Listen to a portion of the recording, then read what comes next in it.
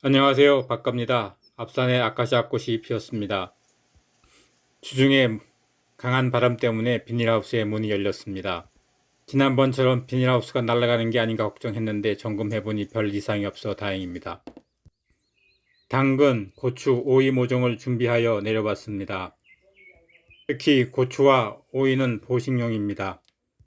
지지난주에 심은 고추 모종인데 잎이 다 떨어졌습니다. 뽑아서 확인해보니 뿌리 부근에서부터 줄기 쪽으로 썩어가고 있었습니다. 처음에는 제가 잘못 심은 것처럼 생각했는데 지금 다시 생각해보니 고추 모종이 문제인 것 같아 다시 보식을 합니다.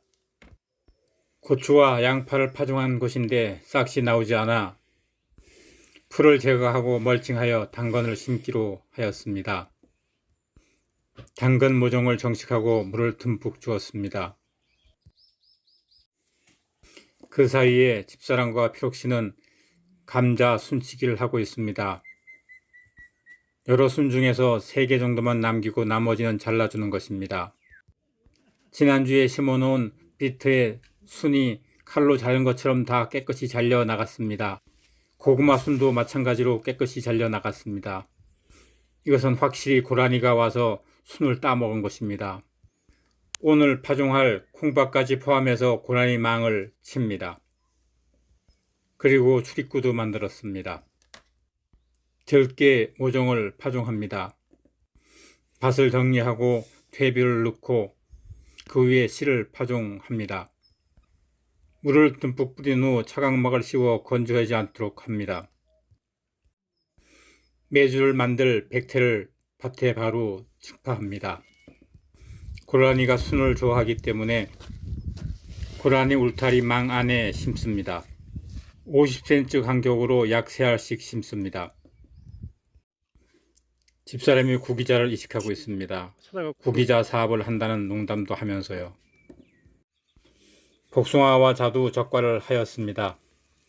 한 가지에 너무 많이 열매가 열리면 그 무게로 가지가 부러질 뿐 아니라 열매도 작아져서 작은 가지에는 1개 또는 2개 정도를 남기고 나머지는 적과해 줍니다.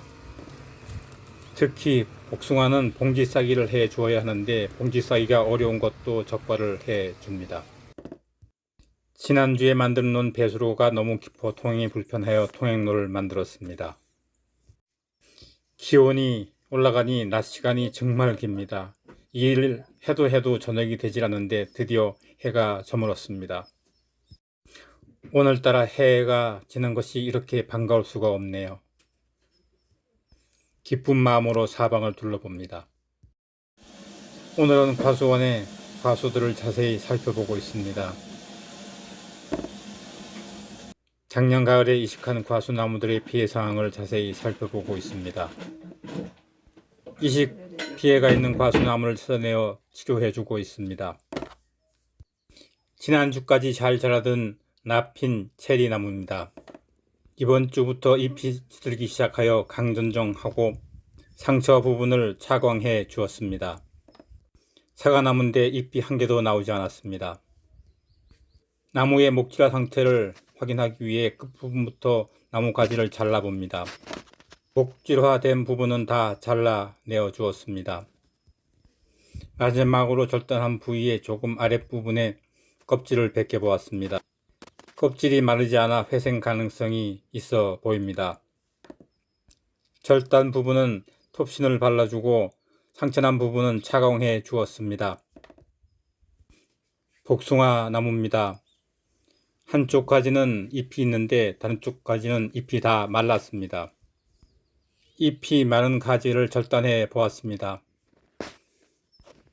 상당히 목질화가 진행이 되었습니다.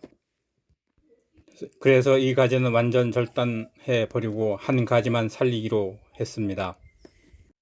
절단면은 톱신을, 상처 부위는 차광을 해 주었습니다. 바닥에 있는 톱밥 같은 것은 유리나방 애벌레가 나무 안에 있다는 것입니다. 직접 잡아낼 수 없어 구멍에 여길 가해 죽이고 구멍을 막아 주었습니다. 이식 후 제대로 성장을 못하고 있는 과수에게는 나무에서 조금 떨어진 자리에 사방으로 구멍을 파고 무기질 비료를 준 뒤 흙으로 덮어 주었습니다. 양배추와 겨자씨는 벌레들이 참 좋아하기 때문에 목초액으로 방제해 주었습니다.